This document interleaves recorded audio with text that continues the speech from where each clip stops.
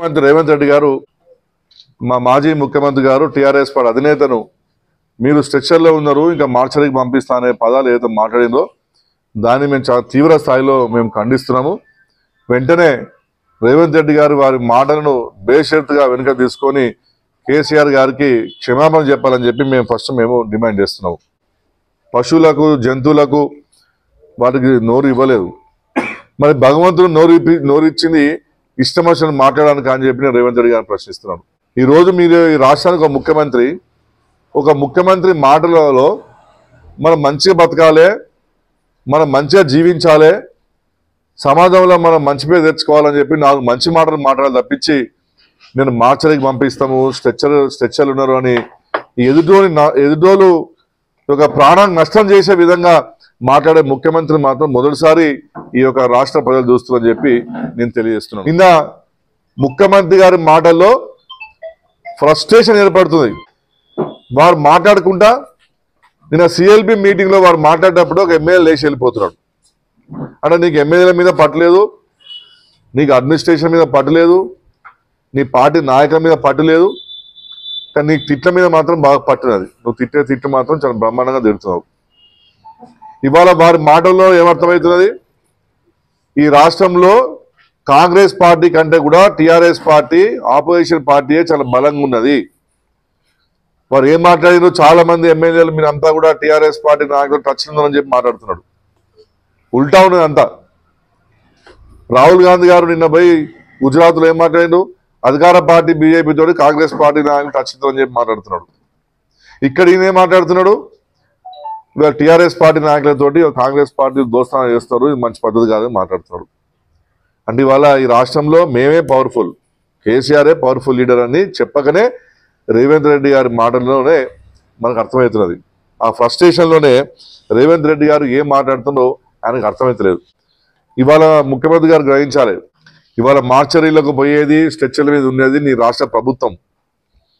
ఇవాళ real estate రంగం మొత్తం మార్చరీలకు వెళ్ళిపోయింది. ఇవాళ దాన్ని రిపేర్ చేద్దామనే పరిస్థితి కూడా మీ చేతిలో లేదు. మొత్తం సర్వనాశనం అయిపోయింది. మహిళలకు అని చెప్పిండ్రు, ఇవాళ దానికి ఓపెన్ హార్ట్ సర్జరీ చేసినా కూడా ఆర్టీసీ కూడా మళ్ళీ రోడ్ల మీదకి వచ్చే పరిస్థితి లేదు. ఇవాళ రైతాంగాన్ని మొత్తం సర్వనాశనం చేసి పడేసిండ్రు. అది మార్చరికి పోతున్నది రేపు. అదేవిధంగా మీరు గురుకుల పాఠశాలలు మొత్తం కూడా మార్చరికి పోయే పరిస్థితి అది. రోజు పిల్లలు చచ్చిపోతున్నారు మీరు పెట్టే తిండతోటి. స్కూల్ అన్ని కూడా సర్వనాశనం చేసిండ్రు. ఇవాళ అవి పోతున్నాయి మార్చరీలకు. ఇవాళ మీ ఇంద్రమ్మ ఇల్లులు మార్చరీలకు పోయినాయి. ఇంతవరకు దాని యొక్క లెక్క లేదు, పక్క లేదు.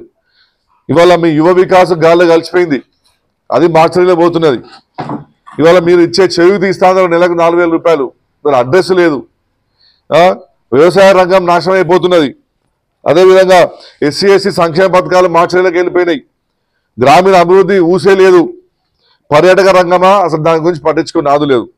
ఇవన్నీ డిపార్ట్మెంట్లు ఈ శాఖలన్నీ కూడా స్ట్రెచ్చర్ల మీద కూర్చొని మార్చరికి పోతుంటే మీరు ఈ రాష్ట్రంలోనే ఒక బలమైన నాయకుడు సుదీర్ఘంగా 1983 నుంచి మొన్న జరిగిన 2023 ఎన్నికల వరకు సుమారు 13-14 సార్లు గెలిచి అటు పార్లమెంట్లో అసెంబ్లీలో ఒక రాష్ట్ర సాధించిన వ్యక్తిగా, ఒక పార్టీ అధినేతగా, ఒక పార్టీ వ్యవస్థాపక అధ్యక్షుడిగా ఆ నాయకుని పట్టుకొని మీరు ఇవాళ కేసీఆర్ని మార్చడానికి పంపుతామనడం అనేది మాత్రం ఎంత విడ్డూరం అంటే ఇవాళ ఏ ప్రజలు మీ కాంగ్రెస్ పార్టీ నాయకులు కూడా దీనిని సహించలేరు.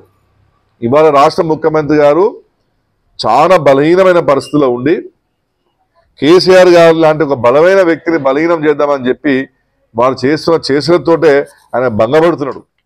మహాభారతంలో నాకు తెలిసి దుర్యోధనుడును రేవంత్ రెడ్డి జాతకం ఒకటే కావచ్చు, వారు పుట్టిన గడియ వారి నక్షత్రం అంతా ఒకటే కావచ్చు.